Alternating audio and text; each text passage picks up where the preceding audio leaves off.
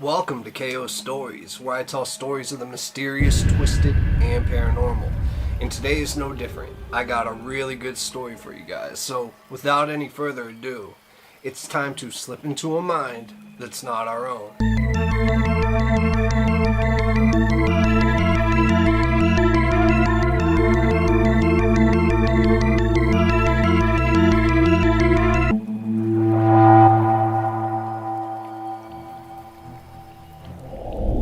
Now, this is the beginning of a new series called Top 3 Mysterious Unsolved Stories. I really hope you enjoy it. In December 1948, a body was found on Somerton Beach in Adelaide, Australia. And the body was a man that was dressed impeccably in a suit with polished shoes, and his head was slumped against the wall. Now, authorities thought that this case of death was heart failure, or more likely poisoning. However, during the autopsy, no traces of poison were found. Plus, there wasn't a wallet or any type of identification on the man, and all the tags in his clothing for some reason were all cut out. And the fingerprints that the authorities took of him were also unidentifiable. Now, they even put a photo of the body in the newspapers, and still no one could identify who this man was. So 4 months later, after the body was found, detectives found a hidden pocket that was sewn on the inside of his pants. And inside of this pocket was a rolled up piece of paper from a rare book called the Boulevard. Now, the piece of paper had these words, Taima Shu, on it, which means it has ended. I hope I didn't butcher that. But after months of looking for that exact book, authorities decided to bury the Somerton man without any identification. Although a cast was taken to identify him, and he was embalmed to preserve him. 8 months later, a man walked into a police station, and he claimed that just after the body was found, he found a copy of the Rubaiyat in the back of his car, and that he kept it parked near Somerton Beach. The man thought nothing of it until he read, of course, about the search in the newspaper article. So sure enough, the book had a part of the final page that was torn out, and it matched the piece of paper that was found in the Somerton man's pants exactly.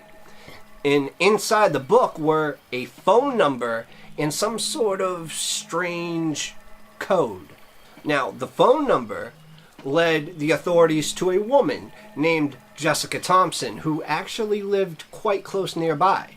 And during her interview, she was very evasive and even claimed she was going to faint when she saw what was left of the Somerton man, but she then denied knowing him. However, she said she did sell the book to a man named Alfred Boxall. But unfortunately, Alfred Boxall was very much still alive at that time, and still had the copy of the Rubaiyat that Jessica had sold him. Now, the code that was found ended up being even more unhelpful, and as of today, it has still not been cracked.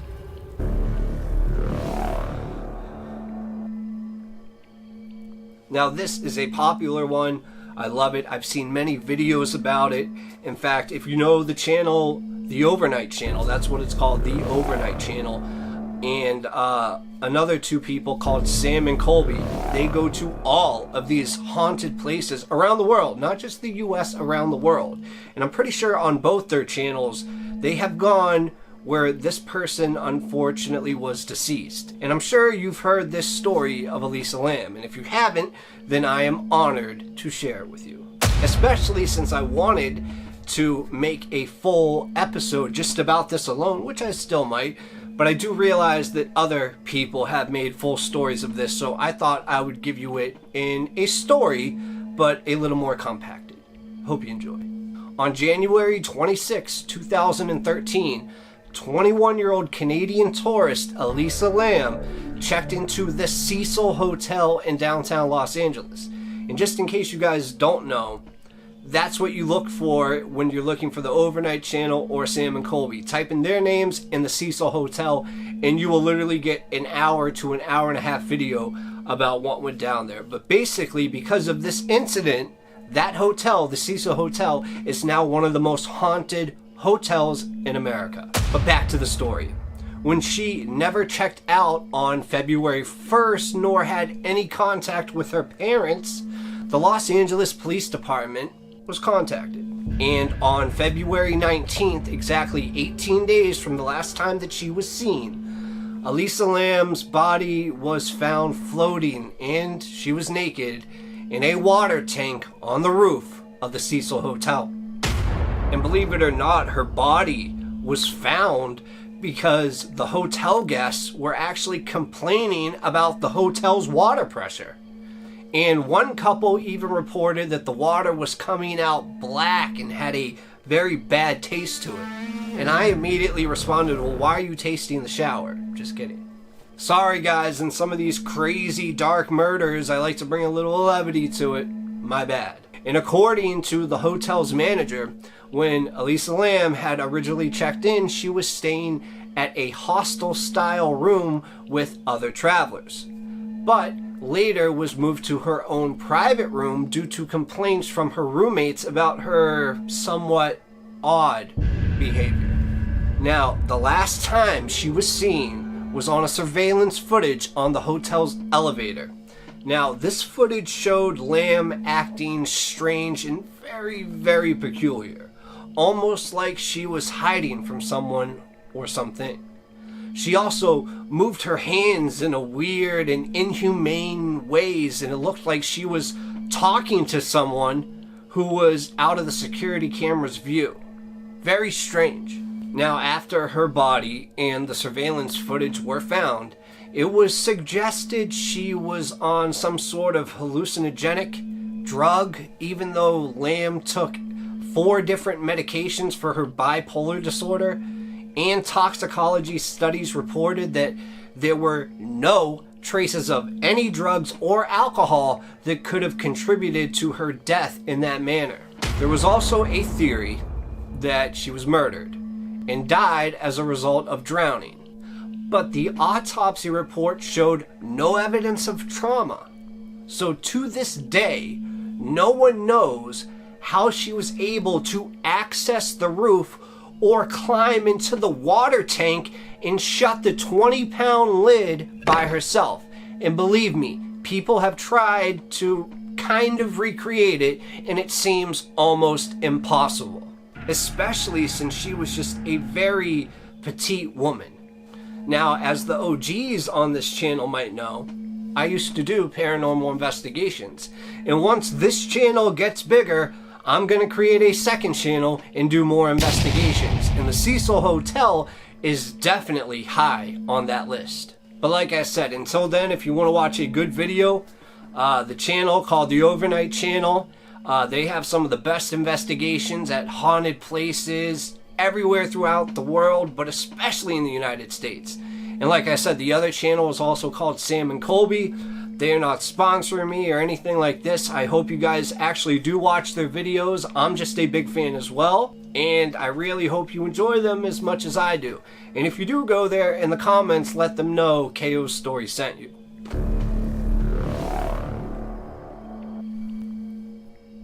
Oh, this one gives me the creeps. In the month of June in 2014, Maria and Derek Broaddus and their 3 young children were getting ready to move into their new home, which was 657 Boulevard in Westfield, New Jersey. Now, they claimed that this 6-bedroom house was their absolute dream home, and located just a couple of blocks away from Maria's childhood home. Not to mention, it was one of the top 50 safest cities in the United States. I believe it was number 30. And there's a lot of cities in America, so that's really safe.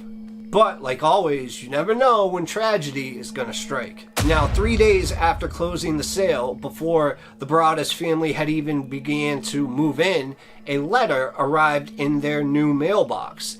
And the letter was addressed to the new owner in this big, clunky handwriting.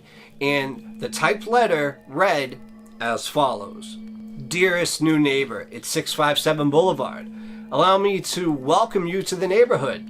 How did you end up here? Did 657 Boulevard call to you with its force from within? I mean, 657 Boulevard has been the subject of my family for decades now, and as it approaches its 110th birthday, I have personally been put in charge of watching and waiting for its second coming. My grandfather, in fact, watched the house in the 1920s, and my father watched it in the 1960s. It is now my time. Who am I? Well, there are hundreds and hundreds of cars that drive by 657 Boulevard each day. Maybe I'm in one. I mean, look at all the windows that you can see from 657 Boulevard. And when you do, look at all the people that stroll by each day. Maybe I'm one of them. Now, this letter goes on to mention specifics about the Broaddus family, including, you have children. I have seen them. So far, I think there are 3, that I've counted. Do you need to fill the house with the young blood I requested? Better for me. I mean, was your old house too small for your growing family? Or was it greed to bring me your children? Once I know their names, I will call them and draw them to me. I know, that is incredibly weird and creepy. And at the bottom of the letter, the author used a cursive font to sign it, The Watcher.